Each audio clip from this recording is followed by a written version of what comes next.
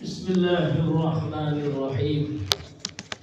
Assalamualaikum warahmatullahi wabarakatuh.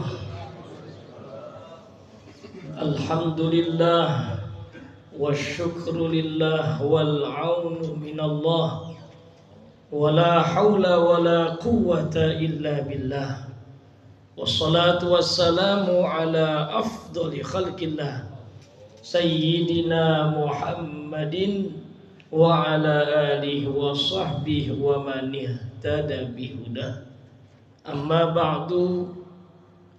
Allahumma la sahla illa ma ja'altahu sahla wa anta taj'alul hazna idza syi'ta sahla.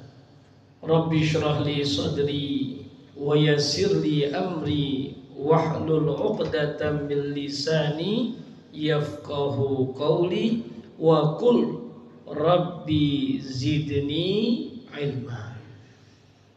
Hadratal mukarramin jamaah salat zuhur yang mudah-mudahan selalu dalam keridhaan Allah Subhanahu wa taala, selalu dalam limpahan rahmat serta maghfirah Allah Subhanahu wa taala. Mudah-mudahan disehatkan lahir batinnya, dikuatkan selalu dalam taat, bukan di dalam maksiat. Sebab banyak orang diberikan kesehatan, kekuatan, naudzubillah, ternyata kesehatan, kekuatan yang Allah berikan digunakan untuk kemaksiatan. Naudzubillah tsumma naudzubillah. Salawat beriring salam semoga senantiasa kita hadiahkan kepada baginda Nabi Muhammad sallallahu alaihi wasallam.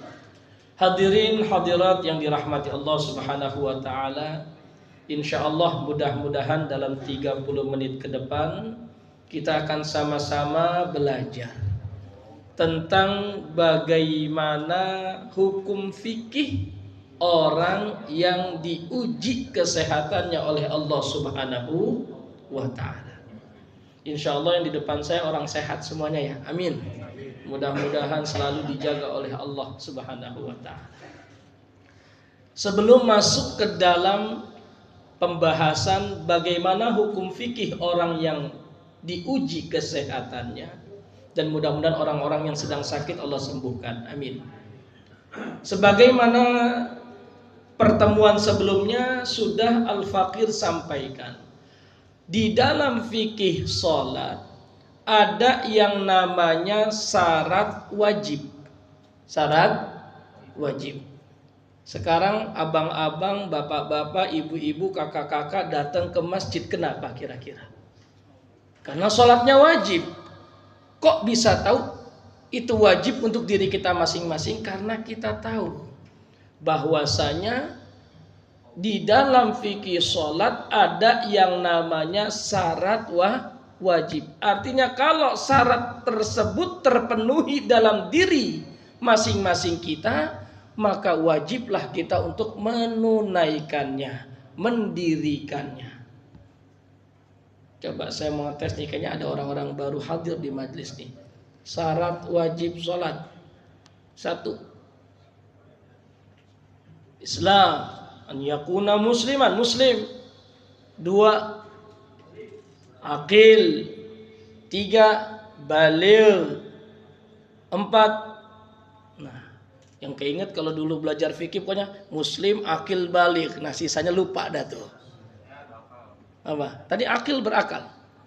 Muslim, berakal, baligh. Terus apa lagi? Suci untuk perempuan dari haid, betul. Kalau laki-laki ada yang haid nggak?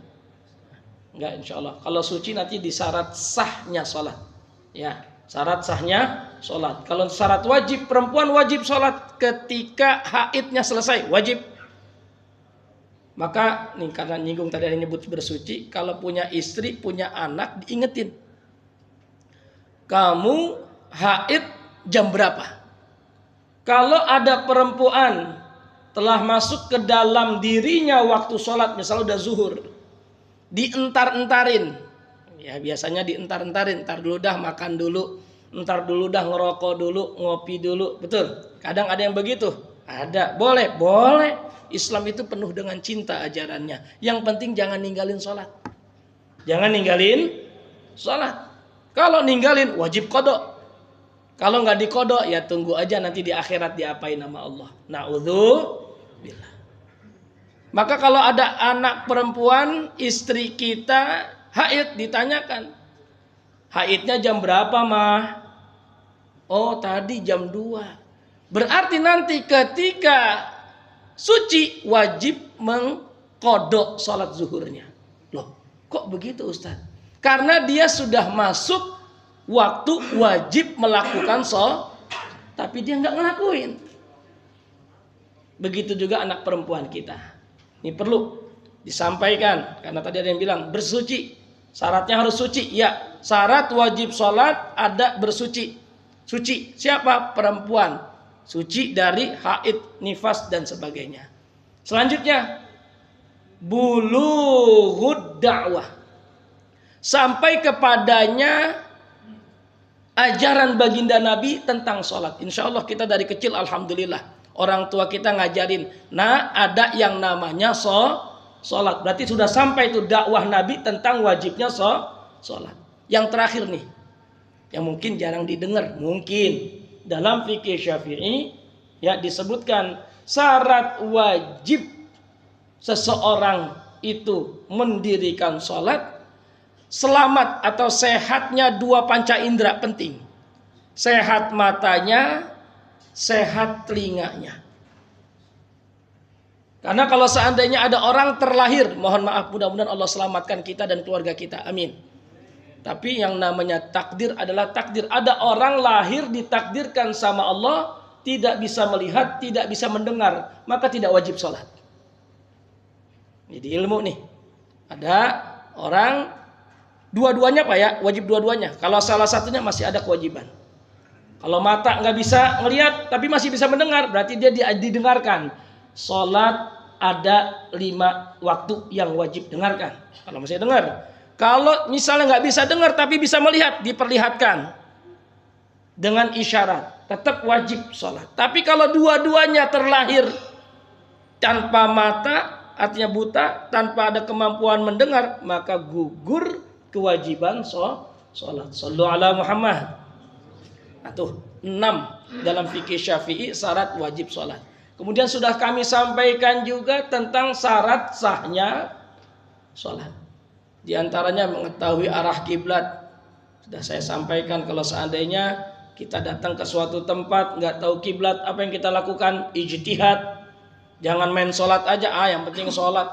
Ternyata kiblatnya di belakangnya. Bagaimana hukum sholatnya? Sah. Wajib diqodok kalau di luar waktunya. Kalau masih di waktunya wajib diulang. Kenapa? Tidak bertanya. Kalau sudah bertanya, salah juga. Ada 2 pendapat. Yang dikatakan nggak apa-apa sholatnya sah karena sudah ijtihad bertanya. Kalau seandainya dia mau, diulangin lagi sholatnya. Tuh. Di antara syarat sah sholat mengetahui arah kiblat. Langsung kita masuk ya. Setiap dari kita pernah diuji sehatnya. Ada orang sakit. Saya mau nanya ini, kalau seandainya kita sakit, bicara kita dulu sebelum orang lain. Kita sakit kemudian sampai dirawat di rumah sakit pakai impus. Pakai apa? Impus. Disuntik kagak tuh? Disuntik. Ya. Baik. Ketika kita disuntik pakai impus, azan, Allahu Akbar, Allahu Akbar. Wah, ada panggilan untuk sholat. Wajib nggak? Udah wajib. Ya, ini perempuan laki-laki wajib. Kecuali yang perempuan ada halangannya. Nah, ketika sudah wajib, posisi di atas ranjang, siapa yang wuduin? Maka kata para ulama, barang siapa yang sakit masih mampu berwudu, masih mampu apa? Wudu, maka dia wajib wudu. Wajib apa? Wudu. Wajib wudu. Berarti apa? Bangun dari ranjangnya, pegang impusannya, kan biasanya ada apanya? Ada besi ya buat jalan tuh ya. Yuk kita praktek nih. Ke kamar mandi. Kemudian apa? Wudu. Ustadz, bagaimana ini impusan? Bagaimana ini impusan? Kata para ulama, ditanyain dah. Itu impus boleh nggak kena air? Boleh nggak kena airnya? Maksudnya boleh nggak kebanjur air? Karena ingat, di dalam wudu ada yang namanya dibasuh sama diusap. Tolong diperhatikan yang pada wudu, hati-hati ya. Di dalam wudu itu ada anggota yang dibasuh dan diusap. Beda emang Ustadz, beda. Dan dalam bahasa Al-Quran dibedakan. Idza qumtum ilas salati faghsilu wujuhakum. Faghsilu artinya basuh. Membasuh itu artinya apa? Nih saya begini. Air, kalau kita wudhu di keran, air kita tampung kemudian kita ratakan, kita alirkan. Itu namanya membasuh. Namanya apa? Membasuh. Faghsilu wujuhakum wa aydiyakum ilal marafiq. Sama, tangan juga dibasuh sampai siku. Kemudian lihat bahasa Al-Qur'an. Wamsahu, tadi faghsilu ghuslun. Sekarang wamsahu, masaha yamsahu. Mashun artinya diusap saja. Apa itu diusap? Airnya cukup kita basahkan ke tangan kita tanpa ditampung. Kemudian kita usap. Nah begini doang, sah. Tanpa ada air kita banjur. Ini gak wajib. Tapi kalau saya mau banjur kepala saya boleh Ustaz? Boleh, mandi juga boleh. Yang penting kalau untuk kepala itu cukup diusap. Sudah sah. Tanpa kita tampung air, basahin aja air kita, taruh gini. Sah. Ini untuk bagian apa? Kepala. Kemudian wa arjulakum ilal ka'bain. Dan kedua kaki kalian sampai mata kaki. Yang dimaksud kaki kata para ulama sepakat dibasuh, bukan diusap. Dibasuh artinya ada air yang kita tampung kemudian kita ratakan ke kaki kita sampai ke bagian mata kaki. Nah, kalau seandainya itu sudah dilaksanakan berarti sudah sempurna wudunya. Jadi kalau yang sakit wudunya yang rukun-rukun saja. Halo, Islam itu penuh dengan kemudahan. Jadi kalau sakit wudunya yang rukun saja. Coba yang rukun wudu apa jadi? Kumur. Nah salah ngikut saya tuh. Ngikut tuh. Apa tadi? Ini pada berarti yang ketawa fokus sama saya nih. Nah. Ya, rukun wudu apa? Ya, membasuh wajah. Tapi sebelum basuh wajah, ya udah pancangin niat dalam hati. Ketika kena air di wajah, kita udah nih niat, saya niat wudu untuk mengangkat hadas kecil dan bisa sholat. Indonesia nggak apa-apa Ustadz, nggak apa-apa. Niat dalam hati. Itu yang di sholat usolli fardhu zuhri itu dalam madhab Syafi'i ya hanya untuk menguatkan yang di hati. Boleh Ustadz, dianjurkan dalam madhab Syafi'i. Jadi bukan bid'ah, enggak bid'ah. Ada kiasannya, ada. Nabi niat ketika haji dan umrah. Labbaik Allahumma umratan kesebut. Maka niat ditalafuzkan boleh. Kalau nggak mau niat nggak diucapin kagak ngapa-ngapa. Yang penting jangan nyalain orang yang pakai niat dah. Kita saudara. Jangan gara-gara niat dia pakai diucap-ucap. Bukan mazhab saya. Lah dia orang muslim. Ya Imam Syafi'i menganjurkan untuk diucapkan. Untuk meyakinkan yang ada di hati. Boleh pakai bahasa Indonesia? Boleh. Saya niat sholat zuhur 4 rakaat makmum karena Allah Ta'ala. Allah yang dinilai ketika Allah hati kita. Begitu juga wudhu. Maka pertama niat. Yang kedua membasuh muka. Ketiga membasuh tangan sampai siku. Keempat mengusap bagian kepala sebagian saja dalam mazhab Syafi'i. Kalau mazhab Maliki bolak-balik. Maliki ini. Mazhab Maliki itu. Kalau kita sini boleh, Sini boleh, maaf saya botak. Alhamdulillah pulang umroh. Mudah-mudahan depan saya pada berangkat umroh. Amin. Ya. Kalau umroh kudu botak. Jangan wah malu ntar sama si beb. Ya beb apaan? Ya botak didoain Nabi, Allahumma arhamil muhallikin. Kata Nabi, ya Allah berikanlah rahmatmu kepada yang botak. Didoain 3 kali. Wal muqassirin, dan yang mendekin. Jarang-jarang dapat doanya Nabi langsung. Maka mudah-mudahan depan saya pada berangkat umroh. Amin. Ya Allah, amin ngapain kencengan? Ya, pulang dari sini ada yang ngirimin duit 5 koper. Amin. Amin ya Allah. Yang cakep-cakep nih malaikat lagi duduk samping kita. Ya, kadang kita di tempat hiburan seneng-seneng, di masjid kudu seneng. Kanan kiri kita malaikat nungguin. Lu baca apaan? Ya Allah pengen nikah. Amin kata malaikat. Ya Allah pengen nikah sama yang nono, yang pakai kerudung nono. Amin kata malaikat. Dibantuin. Giliran di luar maksiatnya kencang. Di dalam masjid kagak seneng. Allah. Ya, shollu ala Muhammad. Nah, kemudian apa? Membasuh kaki sampai mata kaki. Yang keenam tertib. Tertib artinya apa? Nggak boleh. Saya pengen wudhu cara lain. Apa? Mulai dari kaki. Nggak boleh.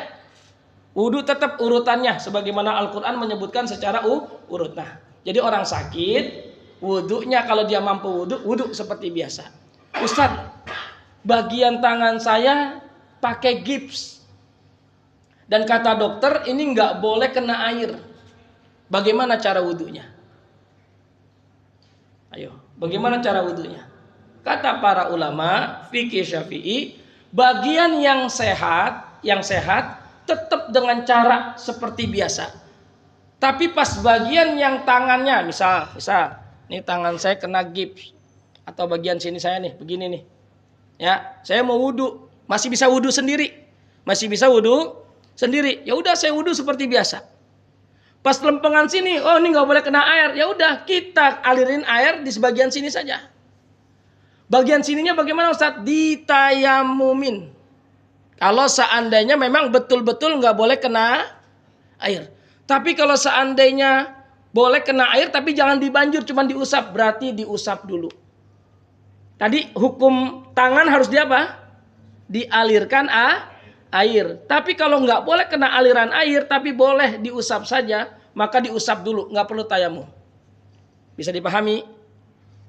Jadi 2 tuh. Bagian sininya kita pakai air banjur, bagian sininya kita basahin tangan kita usap begini. Nah. Maka dengan begitu wudhu kita untuk bagian yang nggak boleh kena air tapi bisa diusap, itu sah. Paham tuh? Bisa dipahami?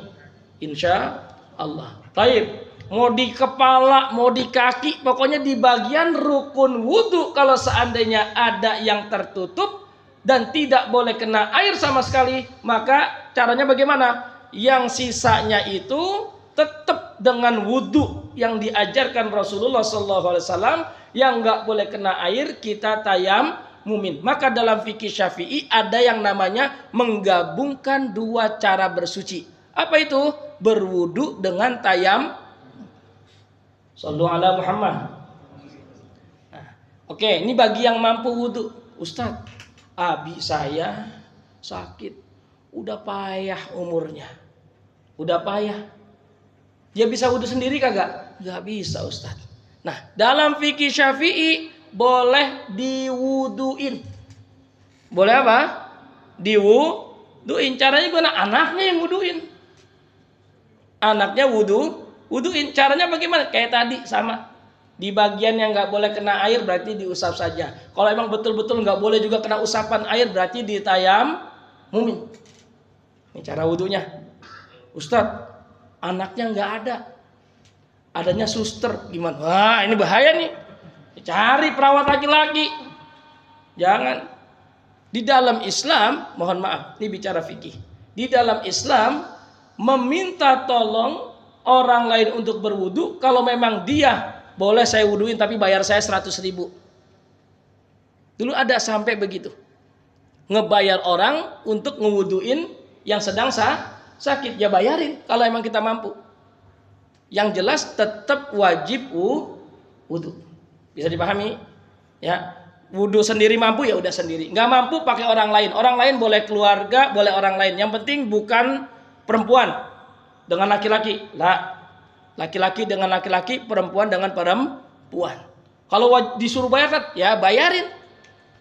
Kalau memang disuruh bayarin. Atau dengan keriduan kita, Mas, tolong bantu saya wudhu, nanti saya kasih tips. Udah, itu lebih baik. Ya, diwuduin. Setelah diwuduin, barulah dia boleh melaksanakan apa? Sholat. Ingat tadi, dalam sholat wudhunya cukup yang rukun ketika sakit. Ingat, ketika sakit. Jangan sampai memaksakan dengan yang sunnah kumur-kumur. Udah ribet kumur-kumur, masukin ke hidung, ke telinga, ribet. Dah, yang rukun saja yang kita kerjakan. Shallu ala Muhammad. Nah, sekarang saya mau ngasih gambaran lagi nih. Ya, ini kita masih toharohnya dulu, belum sholatnya. Cara bersucinya dulu. Kalau seandainya orang tua kita atau kita yang di rumah sakit kemudian dalam keadaan pakai gips lah atau pakai impus, mimpi. Ini mohon maaf nih, mimpi kan kagak pakai ngomong dulu. Betul apa betul? Mimpi. Ingat, di dalam Islam ada hadas kecil, ada hadas besar. Nah, sekarang orang sakit kena hadas besar, apa yang dia lakukan? Lagi-lagi sama pertanyaannya, boleh kena air nggak? Boleh Ustadz. Ya sudah, mandi. Mandi. Tapi ada bagian yang nggak boleh kena. Boleh diusap nggak? Boleh. Berarti yang nggak kena diusap aja. Nggak perlu dibanjur air. Nggak boleh juga diusap. Ya udah, bagian yang nggak boleh kena air, tayamum. Ustadz, saya bener-bener nggak boleh kena air sama sekali. Ya udah, tayamum. Nah, ini perlu saya sampaikan. Tayamum bisa menjadi pengganti wudhu. Tayamum bisa menjadi pengganti mandi. Caranya sama. Ayo praktek tayamum. Boleh nggak saya panggil praktek tayamum ke sini? Ada yang mau praktek? Ada nggak? Biar kita sama-sama belajar. Ada? Ada yang mau maju? Praktek tayamum. Ayo, ada? Nggak ada yang mau? Malu-malu? Ya, nggak apa-apa kalau malu-malu. Nah, ya insya Allah mudah-mudahan ntar pas mau praktek nggak malu-malu sama Allah ya. Ya, taib. Ini tayamum. Ya, abang-abang, bapak-bapak, ibu yang dirahmati Allah Subhanahu wa taala. Tayamum itu dipastikan di tempat yang kita yakini ada debunya. Ada debunya. Bahkan dalam fikih, kalau seandainya kita yakin di baju kita gara-gara dari luar ada debunya, boleh di baju. Ya, debu. Jadi, dan debu itu nggak mesti harus ada terasa debunya. Kayak kapur, di tayamum putih semua ntar. Lah. Jadi yang kita rasakan kiranya ada debunya sudah. Caranya gimana? Kelas. Tayamum, pukul dorbatun lil wajhi wa dorbatun lil yadaini. Satu pukulan untuk ke wajah, satu pukulan untuk ke kedua tangan kita. Ke wajah ya sudah, semuanya insya Allah udah pada paham ya. Satu anggap di sini nih. Udah, kita usap bagian wajah kita, semuanya punya wajah kan? Nah. Dah. Satu kali aja. Habis itu cari tempat lain, jangan di tempat yang lain. Ambil di sini misalnya. Nah. Kemudian tangan, kita awali sunnahnya kanan. Nah, begini nih. Bawah dulu. Ya, sampai siku, kemudian dibalik. Baru kita ke jempol. Nah, baru ke sini dah. Set. Ya, ini belum kena nih yang kanan yang jempol nih. Balik, baru ke siniin. Set. Nah, perlu saya sampaikan, ketika tayamum nggak boleh diangkat. Halo, Pak, ya, ketika wudhu pun juga sama. Misal tayamum, begini, ngangkat terus begini lagi, nggak, harus ngambil lagi baru. Begini nih, dipanggil, woi, batal dah. Harus dia urut, nggak boleh terlepas. Paham tuh? Bisa dipahami? Ya, ini untuk tayamum. Maka kembali ke mandi. Orang yang punya hadas besar wajib mandi.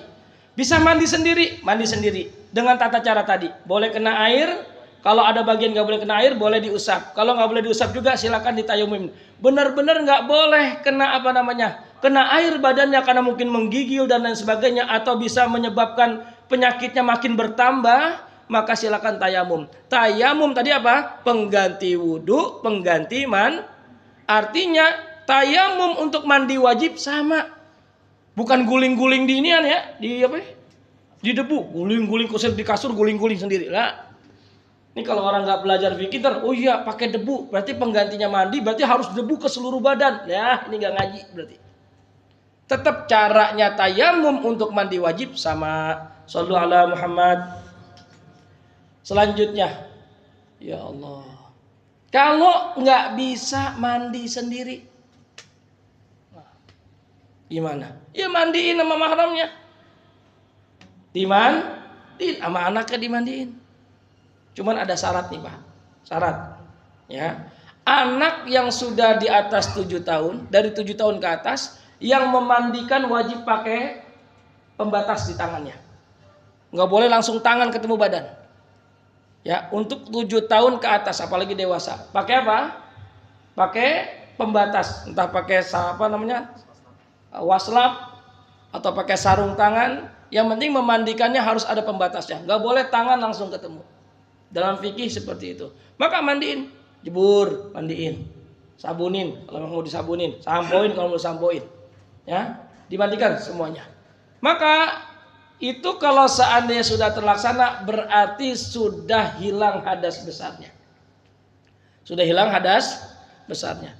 Ustaz, nggak ada anaknya, nggak ada ininya, udah minta tolong sama orang. Sama siapa? Sama orang, sama sifatnya kita bayarin. Kalau emang kudu bayar. Yang penting harus bersih badan kita sebelum sholat dari hadas besar dan hadas kecil. Sampai sini bisa dipahami Bapak Ibu.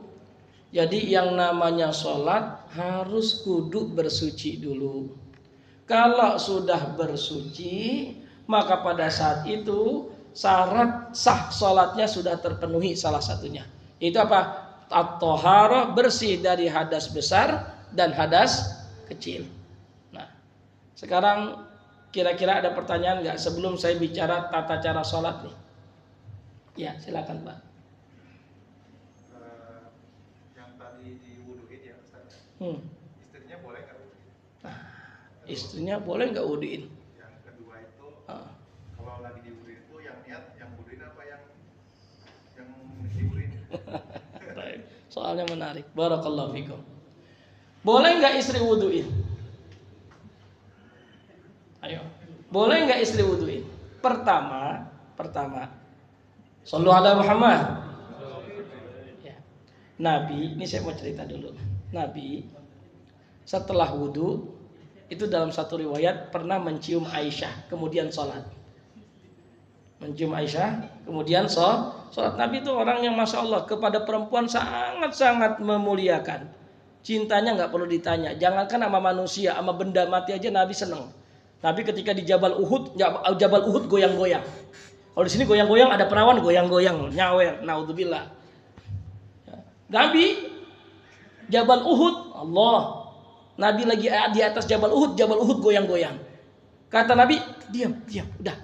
Kenapa dia goyang? Kata Nabi, Uhudun jabalun yuhibbuni wa ana uhibbuh, kata Nabi. Jabal Uhud itu memang gunung, tapi dia cinta aku sampai dia gembira, goyang-goyang.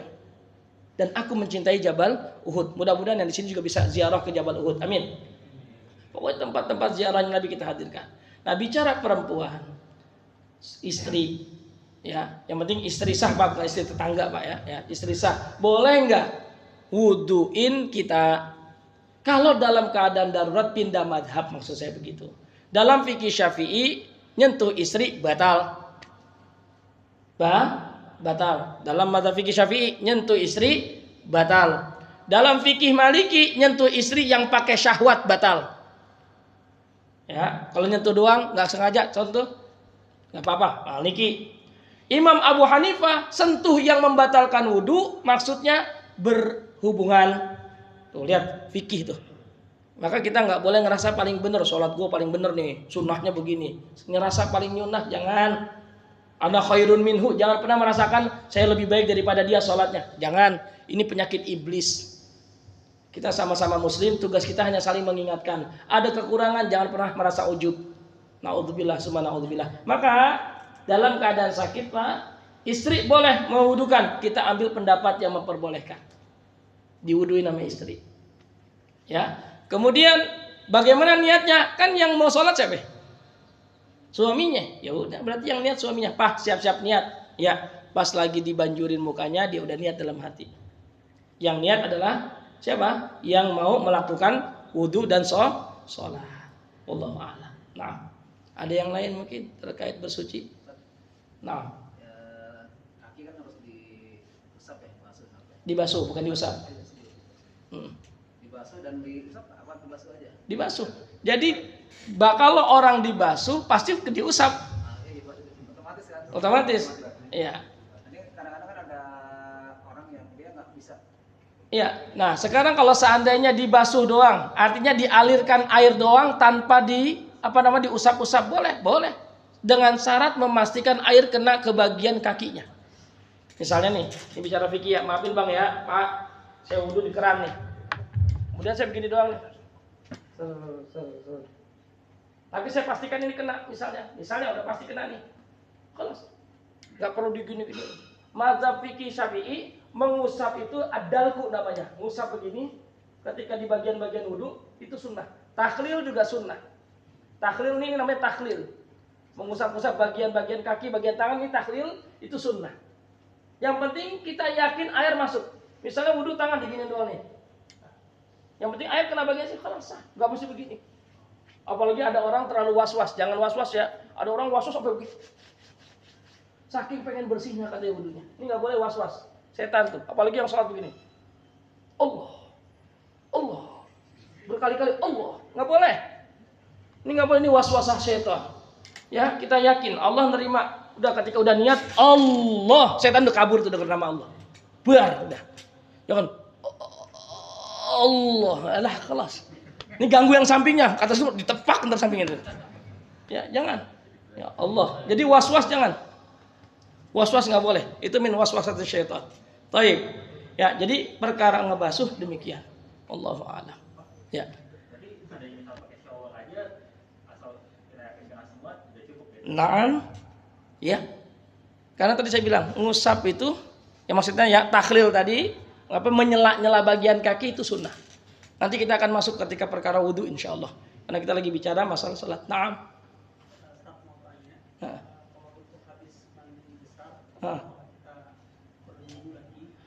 Ini. Kedua, kalau di cuaca dingin ekstrim misalnya, kita kadang pakai kaos kaki. kulit gitu ya. Itu perlu dilepas, dibasuh lagi atau keluarnya aja, Pak? Baik, barakallahu fikum. Terkait tentang apakah orang yang sudah mandi boleh tidak berwudu untuk sholat? Jawabannya boleh. Boleh. Dengan syarat setelah wudu tidak melakukan atau tidak terjadi hal-hal yang membatalkan sholat. Habis mandi nih, ya, habis mandi, kentut, ya wajib wudu. Habis mandi nih, udah selesai mandi, udah pakai andukan, pipis, berarti nanti setelah itu wajib wudu. Tapi setelah mandi nggak pipis, nggak wudu, nggak sentuhan sama yang bukan mahram dalam fikih Syafi'i ya. Kemudian pokoknya hal-hal yang membatalkan wudu tidak terjadi, boleh tanpa wudu. Baik.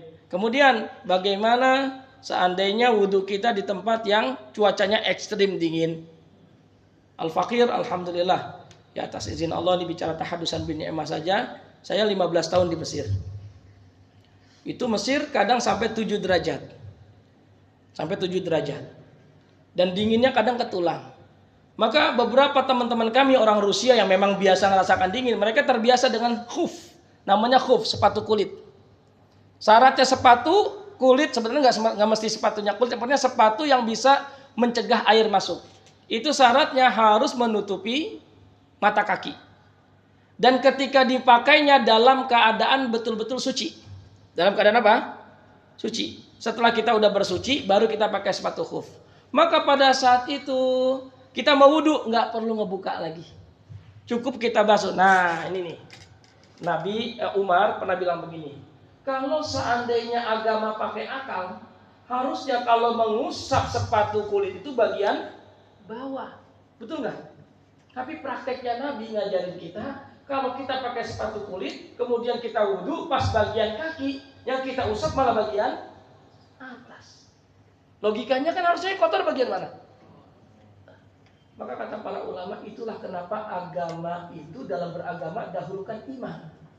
Jangan pakai akal. Kalau iman kita kuat, akal kita tunduk, ngikut. Tapi kalau orang apa-apa diakalin, bahaya. Ilmu aja kalau diakalin bahaya. Ya. Fikih, nikah, ngikut mazhabnya siapa? Abu Hanifah. Emang kenapa Ustaz mazhab Imam Abu Hanifah? Nggak pakai wali boleh? Neng, nikah sama abangnya Neng, ayo. Tapi bapak nggak setuju, nggak pakai wali nggak apa-apa. Nah, ini namanya ngakalin fikih lah, nggak boleh. Ya, ilmu diakalin, ilmu diamalin. Taib. Jadi kembali ke tadi, wudunya tanpa membuka sepatu khufnya boleh. Dan sedikit menyinggung. Kalau takut ada yang pernah baca, Ustadz boleh nggak wudu kemudian pas basuh kaki saya pakai kaos kaki, saya nggak buka kaos kaki saya. Jadi saya ngikutin kayak ngusap sepatu kulit. Pertama saya sampaikan betul ada hadis Nabi masaha alal jawrab. Nabi pernah ngusap bagian kaos kakinya. Tapi kata ulama fikih Syafi'i, kaos kaki yang dimaksud harus betul-betul kaos kaki yang tebal, yang nggak bisa masuk air. Kaos kaki kita rata-rata tipis nggak? Maka nggak bisa dipakai. Untuk apa? Hukum mengusap bagian kaki yang ada kaos kakinya. Maka kita buka. Tapi kalau kita menjamin, saya punya kaos kaki Ustaz, emang tebal Ustaz, nggak bisa kena air dan sampai mata kaki, monggo. Ngambil hukum apa? Mengusap kaos kaki yang tidak kena air. Nah, ini sebagai ilmu saja. Nah, ada yang lain? Ayah, ini lumayan. Kalau misalkan habis mandi, wudhu. Tapi kalau misalkan maaf kalau megang alat kelamin misalkan batal. Batal. Tadi makanya, nah berarti abang perlu mengulang lagi hal-hal yang membatalkan wudhu. Di antara yang membatalkan wudhu adalah megang alat kelamin. Dengan apa? Nah, ini ada nih. Dengan telapak tangan. Dengan apa? Telapak tangan. Kalau yang kena misalnya bagian luar, bagian zohrun dalam bahasa Arabnya zohrul kaf, bagian luar telapak tangan. Misalnya, ini mohon maaf ya, bicara fikih. Kalau kesentuhnya begini nggak sengaja, batal. Karena yang kesentuh bagian Kalau yang kesentuhnya begini, ya, ini monas kita nih, monas nih, kesentuh, tek. Nah, ya, nggak batal. Kalau bagian luar, ya, maka perlu diperhatikan tuh. Ya, kalau bagian begini batal, kalau bagian begini batal. Kalau cuman kena kuku nggak batal. Nah makanya perlu kita kenalan makanya. Kalau bicara fikih, kita ngajinya pelan-pelan, kemudian kita dapat ilmunya detail, insya Allah sholat kita, ibadah kita bawaannya tenang, nggak ragu, insya Allah. Jadi kalau habis mandi, maka tadi jangan sampai terjadi hal-hal yang membatalkan wudhu. Di antara yang membatalkan wudhu, nyentuh bagian kelamin dengan telapak tangan kita. Saat disentuh sama orang lain, sama batal. Ya, mohon maaf nih, bicara fikih, ini fikih, ini pada ketawa nih. Disentuh sama orang lain juga batal. Baik, kelas. Ya nggak dilanjutin.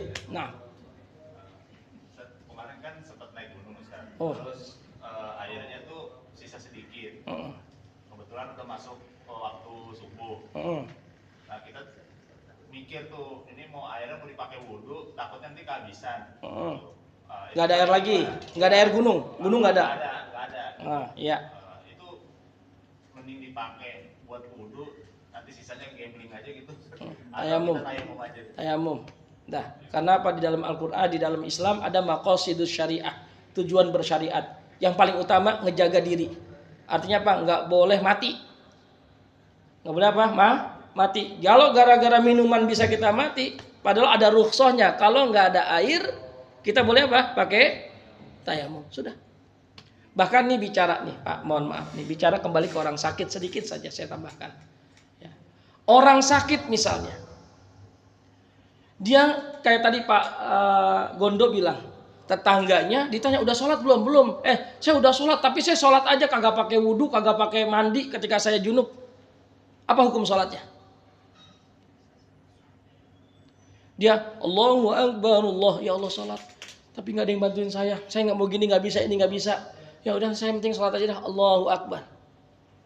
Apa hukum sholatnya? Sholatnya sah. Sholat sah. Apalagi kalau memang dia nggak tahu ilmunya. Gimana caranya sholat orang wudu orang sakit? Sholatnya sah. Yang penting dia sholat. Maka ada keadaan begini. Ya kalau orang-orang naik gunung nih, anggap lagi naik gunung, kemudian misalnya bermalam sebentar. Bermalamnya sebenarnya sebentar doang, tapi mimpi. Mau mandi di mana? Ya kan? Kemudian akhirnya tayamum. Dengan pakaian yang kita pakai kita sholat boleh. Pak, Bu, saya mau ngasih tahu nih. Air mani, ini bicara fikih, itu suci. Air mani itu suci. Karena pernah baginda Nabi SAW dalam satu riwayat itu sholat dan di bajunya ada bekas mani. Atas dasar hadis inilah para ulama fikih mengatakan air mani itu apa? Suci. Maka yang punya keadaan seperti itu udah tayamum. Kalau memang betul-betul dipastikan nggak ada air, kemudian sholat subuhnya. Setelah sholat subuh wajib diqodho nggak perlu karena udah sholat pada waktunya. Beda halnya nanti yang akan saya bahas kemarin dari Pintas sama Pak Gondo, kita akan ngebahas insya Allah setelah sholat orang sakit, sholat di atas kendaraan. Ini banyak yang sering traveling nih, naik bis, perjalanannya memakan beberapa waktu sholat, bagaimana hukum sholatnya dan lain sebagainya. Ala kulli hal, tadi saya ingin mengingatkan orang sakit kalau seandainya dia sholat dengan keadaan dia, yang penting dia saya nggak mau ninggalin sholat, saya mau sholat, saya malu sama Allah, udah dikasih sakit ninggalin sholat lagi, kebangetan. Coba kalau lagi sakit malaikat Israel, ayo sholat nggak, ayo gimana coba, mau dicabut tuh. Maka sholat tetap sholat. Kemudian bagaimana hukum sholatnya? Kalau betul-betul tidak tahu, sholatnya sah, nggak wajib diulang. Ayo. Nah, tadi ada pertanyaan. Satu lagi Ustaz. Misalkan kondisinya ini lagi dingin banget Ustaz, kemarin kan naik gunung tuh. Ya, gunung dingin di atas. Misalkan 5 derajat gitu ya. Kalau sholat di luar itu di luar tenda tuh sangat dingin banget gitu. Jadi kemarin saya mutusinnya sholatnya di dalam tenda, tapi nggak bisa berdiri Ustaz. Dalam tendanya tuh nggak bisa berdiri gitu. Jadi saya sholatnya di rumah itu gimana Ustaz? Hukumnya Ustaz? Dinginnya apa betul-betul menyebabkan kita ada jadinya nggak fokus sekali gitu benar-benar sekali gitu. Ya. Gigil gitu. Ya kalau sebatas menggigil sebenarnya tetap wajib karena masih mampu berdiri. Maka pada saat itu mohon maaf sholatnya harus diqodho. Ya, sholatnya harus diqodho karena termasuk orang yang masih mampu berdiri. Yang nggak mau jadi ilmu. Ya, nanti kita akan ini ada kaitannya dengan sholat orang yang di atas kendaraan, yang mana ada rukun sholat yang gugur, syarat sah sholat yang gugur, yang akhirnya boleh dilakukan sholatnya demikian untuk menghormati waktu, kemudian nanti di waktu yang memungkinkan dia qodho sholatnya. Nah, ya karena abang masih bisa diri, cuman kendalanya dingin, kecuali dinginnya bisa mematikan. Nah, kalau kita udah dihadapkan dengan yang mematikan, berarti udah darurat. Itu. Maka dalam fikih ada yang namanya ad-darurat tubihul mahdzurat. Hal-hal yang membahayakan itu akhirnya memperbolehkan yang tadinya diharamkan. Ya, baik, barakallahu fikum. Ya, tadi. Tanya tentang cara diwuduin ya. Kan biasanya itu sama susternya dikasih baskop tuh air. Jangan suster, siapa? Ini ibu, bapak tuh. Maksudnya biasanya kan di sini buat wudu. Oh, yang buat wudu, ya. Air hangat kan biasanya gitu. Ya, air hangat. Nah, pertanyaannya cara wudunya itu apakah kita nggak pakai WhatsApp nih, ngambil gitu kan, diusap. Diceplok lagi tangannya apa dituang airnya gitu. Gak apa-apa, gini. Pak, ambil ya, air musta'mal itu ya, bukan air yang kejatuhan itu enggak. Ambil aja, ambil lagi, begini lagi, ambil lagi, begitu. Ya, jadi begitu. Kalau yang musta'mal itu yang air yang udah kita pakai kita tadahin lagi. Itu yang musta'mal. Kalau tangan masuk untuk berwudu, tangan masuk enggak jadi masalah. Nah, ya barakallahu fikum. Untung pakai inian, pakai apa namanya? Pakai gayung dikit-dikit atau pakai anon aqua dikit-dikit atau pakai gelas dikit-dikit. Dan Pak, sebenarnya kemarin saya dipraktekkan. Pak Gondo, nanti saya kirim videonya. Sama guru saya, sebenarnya Nabi itu kalau wudu 1 mud, Pak. Satu mut itu kurang lebih 700 atau 500 700 menit, ini berapa nih? 600 700 tetap. Itu satu mut itu wudunya Nabi. Berarti tinggal tambahin dikit lagi udah pakai wudu. Kita wudu kadang ngebanjur, bur. Maka ada anjuran nggak boleh mubazir air wudu, betul? Karena emang Nabi wudunya satu mut. Gimana? Yaitu. Jadi yang dipraktekin bisa 3 kali setiap anggota atau pakai rukunnya saja. Nah untuk orang sakit rukunnya saja. Tuangin sini. Nah tadi tuh syaratnya nih. Mohon maaf misalnya nih. Ada air. Yang nggak usah praktek dah. Ini ada air sini. Bapak gini dah. Udah.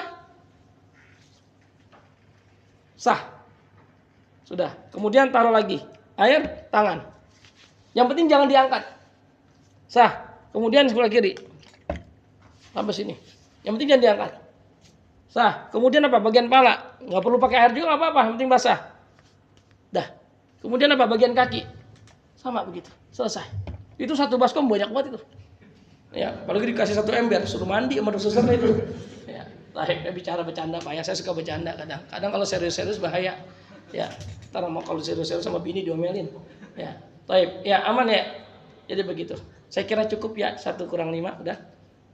Takutnya abang-abang ada yang belum mau makan siang dan lain sebagainya. Ntar gara-gara saya diomelin sama atasannya. Takutnya. Mudah-mudahan yang kita niatkan pada hari ini menjadi ilmu yang bermanfaat. Ya, ilmu yang menuntun kita semakin dekat kepada Allah Subhanahu wa taala. Insyaallah nanti minggu depan, bulan depan insyaallah. Mudah-mudahan panjang umur semuanya. Kita belajar tentang fikih ya, salat di kendaraan insyaallah. Ya. Yang jelas saya ingin tutup nih, Ustaz, kita udah wudu, kita udah mau salat. Ngadep kiblat wajib enggak? Ngadep kiblatnya wajib enggak? Wajib. Maka caranya bagaimana? Nanti orang yang orang yang mau sholatin kita, mereka mau membantu kita sholat, itu ngarahin baliknya ke arah kiblat. Kalau masih bisa untuk diputar, kalau nggak bisa jawabannya besok insya Allah bulan depan.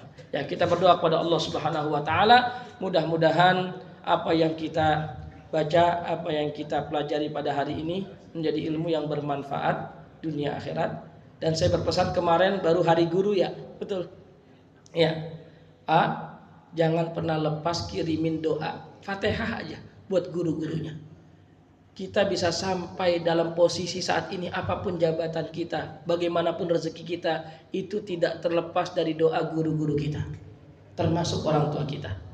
Maka sebaik-baiknya guru orang tua, apalagi ibu, kirimin Fatihahnya. Apalagi udah meninggal, seneng banget dapat Fatihah dari anaknya.